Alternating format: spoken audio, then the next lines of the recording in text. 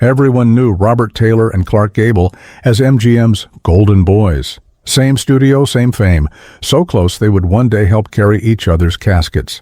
But there was a moment in the war years that nearly wrecked their friendship for good. At a time when Hollywood stars were expected to serve, Taylor witnessed something that made him lose respect for the man the town called the King. The story stayed buried for decades, because if it had surfaced then, it could have ruined Gable's reputation. When the truth finally came out, it changed how people saw both men. Spangler Arlington Bruh was born on August 5, 1911, in the farm community of Philly, Nebraska. Even his name was an obstacle. It came from his father, Spangler Andrew Brugg, a farmer who later became an osteopath. Teachers stumbled over it and called him Arlington or Arlie to avoid the full mouthful. During World War I, the German sound of the name made things worse. Kids teased him, and he learned early what it meant to feel like an outsider. His mother had chosen the name to honor a distant relative. It only made boyhood harder. Music came first. At Beatrice High School, he became a skilled cellist, studying in Lincoln with Professor Herbert E. Gray. Gray believed he had the makings of a classical soloist. Taylor, meanwhile, also dreamed of medicine like his father. He enrolled at Doane College in Crete, Nebraska, on a pre-medical track. For 2 summers, he performed in a musical trio on KMMJ radio in Clay Center, earning a little cash and sharpening his stage skills. Gray was convinced he could one day play with major orchestras, and was furious when Taylor started acting in campus plays. He wasn't just musical. At Beatrice High School, he broke track and field records in the late 1920s, drawing headlines in Beatrice, Lincoln, and Omaha. He wasn't a one-event wonder. He excelled across the board. Colleges noticed and offered scholarships. The discipline, early training, strict routines, competitive focus stayed with him and later suited the action roles he'd take on. The turning point came when Professor Gray moved to California to teach at Pomona College. Taylor followed in the early 1930s, risky for a kid from modest means. He planned to study music and maybe return to medicine, but Gray urged him to try everything college offered, including the theater troupe. His looks and natural stage presence were impossible to ignore. Soon he was acting in plays, even as Gray worried it would pull him away from the cello. In 1932, playing Captain Stanhope in a Pomona production of Journey's End, he caught an MGM talent scout's eye. The offer, $35 per week. It was a small beginning to a giant career. First thing MGM did? Erase his birth name. Spangler Arlington Bruh became Robert Taylor. Studio chief Louis B. Mayer and power broker Ida Coverman made the call without asking him. Stronger, more American, better for ticket sales. It was the first piece of the Nebraska boy to be stripped away. He later wondered how much of that original self survived. His looks were both blessing and burden, symmetrical features, blue eyes, an athlete's build. Men dismissed him as too pretty, and the rumor mill spun about his private life. MGM paired him with commanding women, Greta Garbo, Barbara Stanwyck, which only fed gossip. Taylor hated the image. He wanted credit for acting, not cheekbones. So the studio tried to toughen him. They steered him into rougher parts. Billy the Kid, The Crowd Roars, and the makeup department added grit. Publicity photos put him in rugged settings, shirtless, sweating, often in water scenes. They trained his walk, speech, and carriage to Project Steel.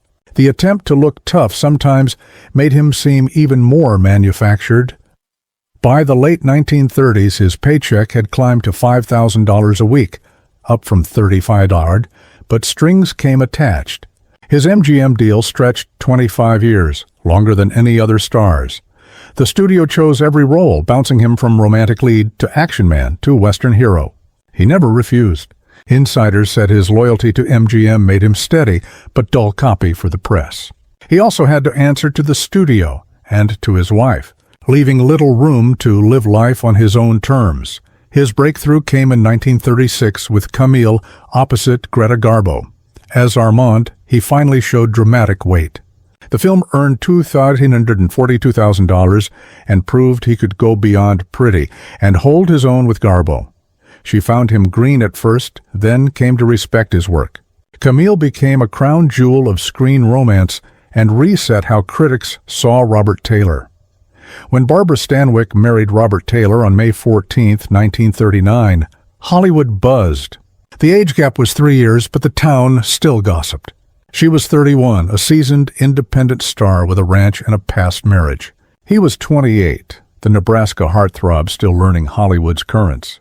The chatter wasn't only about ages, it was about power.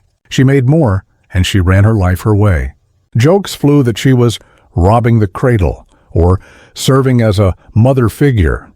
The wedding itself was classic studio choreography. Louis B. Mayer didn't just bless it, he ordered it. Taylor was told he would marry her. Superstition about 13 meant vows were exchanged just after midnight in San Diego. They used their real names, Ruby Catherine Stevens and Spangler Arlington Brew.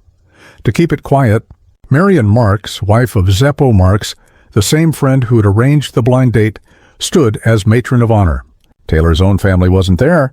A studio-approved best man was. It wasn't romance driving the event. It was damage control, a picture-perfect union to quiet rumors dogging both stars. Mayer even gathered reporters in Beverly Hills to announce it. Insiders smirked. No one missed what the studio was up to. Years before that wedding, Barbara had adopted a baby boy, Anthony Dean Fay, on February 5, 1932, hoping to save her collapsing marriage to Frank Fay. After the divorce, she kept Tony, but never bonded with him. Her own childhood wounds ran deep. When Taylor entered the picture, Tony was only 7. He wound up with a remote stepfather and a mother who kept his photo hidden in a closet and avoided mentioning him at all. The distance hardened. Near the end of her life, when he tried to see her, she refused. Her brother told Tony to forget she had ever been his mother. She left him nothing. He died in 2006, still hoping for a connection that never came. Taylor's behavior brought its own storms. In 1941, making Johnny Eager, he had an affair with Lana Turner, bragging he was obsessed and had to be with her, even if only once. When Barbara found out, the shock was so brutal, she reportedly attempted suicide. It wasn't the last betrayal. In 1950, filming Quo Vadis in Rome, he openly pursued Italian extra Lea de Leo. He was photographed leaving a brothel and barely hid the liaison. The humiliation was enormous. It seemed he wanted Barbara to be the one to file. She flew to Rome, and for 6 weeks they posed as a happy couple for the cameras while quietly negotiating the end. When she finally offered the divorce, he agreed without hesitation. She realized then the affairs had been a calculated path to exit. In February 1943, Taylor made a surprising choice. At 32, he was too old for the draft. Married, valuable at home, fully justified to sit the war out by selling bonds and doing patriotic pictures. But on February 9, 1943, he enlisted in the U.S. Naval Air Corps under his real name. He only paused to finish Song of Russia, then reported in August. The Navy welcomed him, but deemed him too old for combat. He was commissioned Lieutenant, JJG, and assigned to train pilots rather than fly overseas.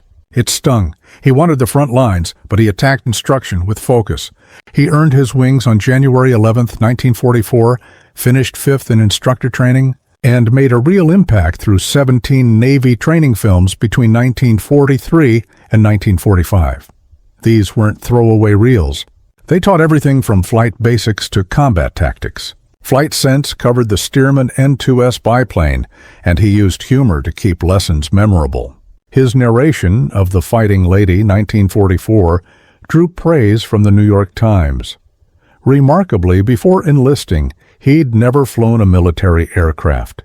He started at zero, trained hard in New Orleans, and mastered both flying and teaching. At NAS Livermore, California, he became known for explaining complex systems in plain language that stuck. In February 1951, Barbara Stanwyck walked into court and filed for divorce after 12 years. Ironically, it began as a bluff meant to scare him back from Quo Vadis and Lea de Leo.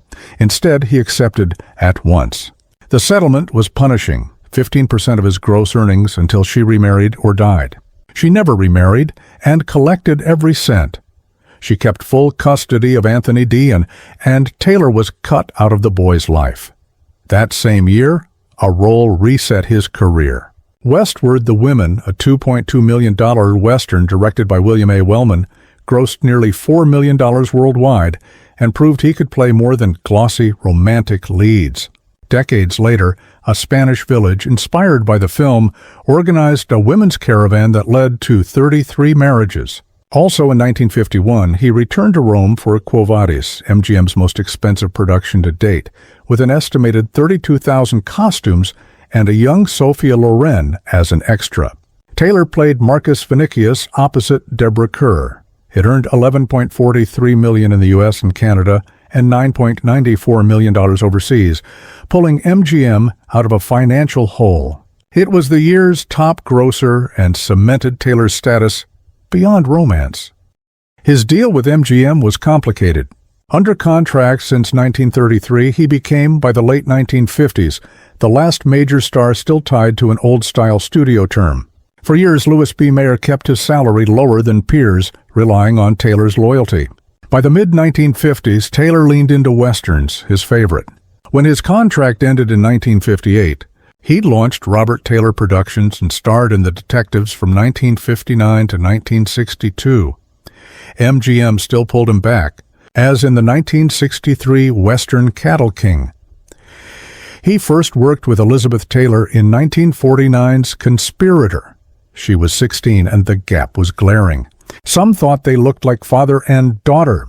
He was kind, helped with her studies, and admired her talent.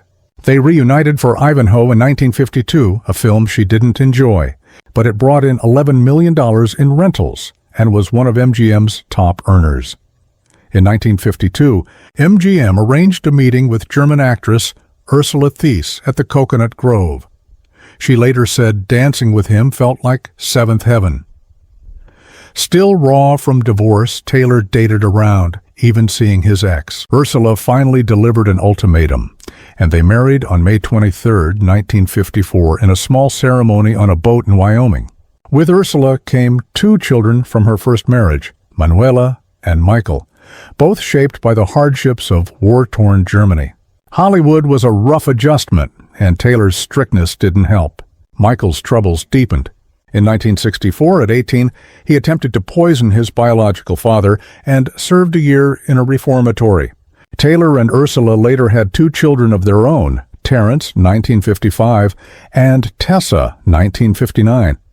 They built a warm home on a San Fernando Valley ranch. Friends saw an affectionate marriage. Tessa remembered a playful father, not the stoic figure on screen.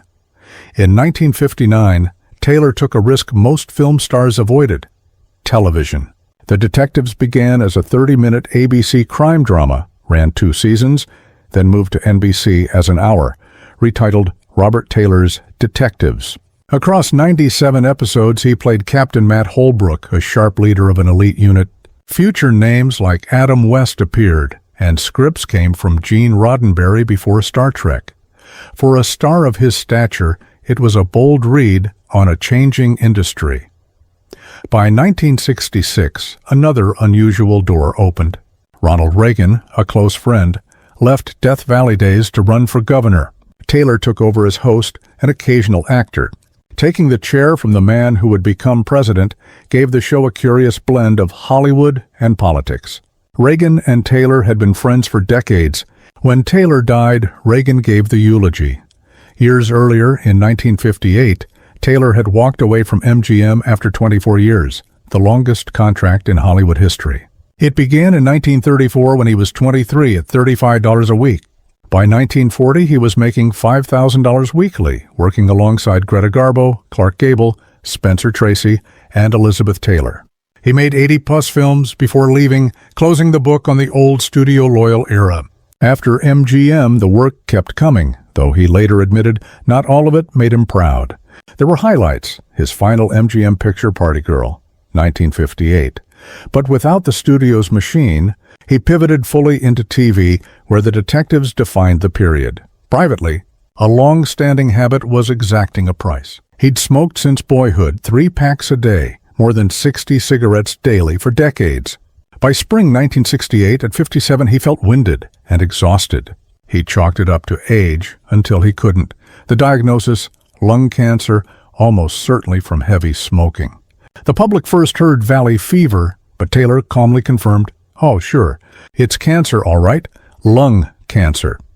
He underwent cobalt radiation, then major surgery on October 8, 1968, to remove his right lung. He kept smoking almost to the operation. Even then, he kept working, hosting Death Valley Days, acting between hospital stays. Then came another blow. In May 1969, his stepson Michael Thies, just 23, died of a drug overdose in Los Angeles, only 2 weeks before Taylor's own death. Michael, Ursula's son from her earlier marriage, had been treated by Taylor as his own. The dual loss was shattering. They were laid to rest side by side. On June 8, 1969, at 10:30 a.m., Robert Taylor died at St. John's Hospital in Santa Monica. He was 57. Ursula was with him. It was a world away from his peak, earning the equivalent of over $50,000 a week and riding herd over a 113-acre ranch.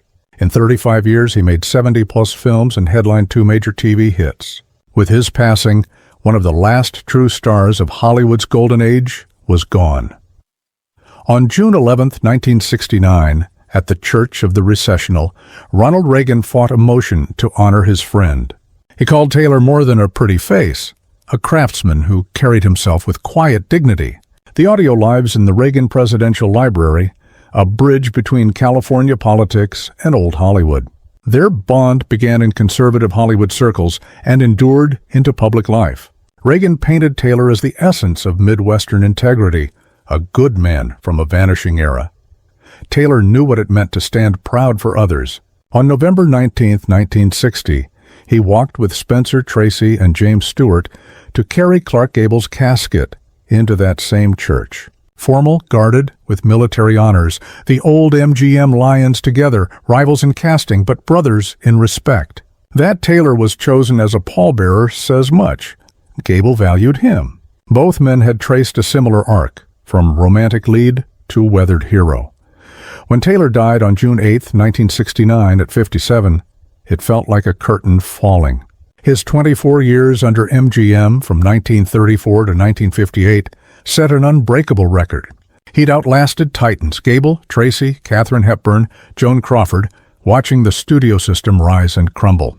By the time he was gone, the industry was shifting to director-driven Hollywood.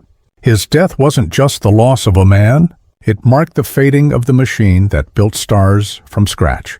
For Ursula, the blow was doubled. 2 weeks earlier, on May 26th, she'd found her son Michael dead of an overdose at 24. He had lived a troubled life, even doing time for trying to poison his father. She never told Taylor he was already losing his last fight.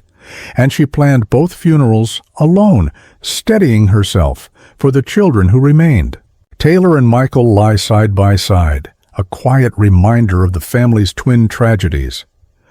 Behind the famous profile was a storm of private insecurity. He fussed over clothing, once telling Louise Rayner his dream was to own 10 perfectly tailored suits, believing they could make up for what he saw as limited acting ability. Even after 1941, when he leaned into darker turns, Billy the Kid.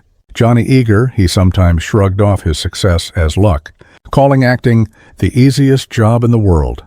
His wartime service told a different story. At 32, he joined the Naval Air Corps, asked for combat, and was told he was too old to go overseas. So he poured himself into 17 training films, flight instruction, and narrating the combat documentary, The Fighting Lady.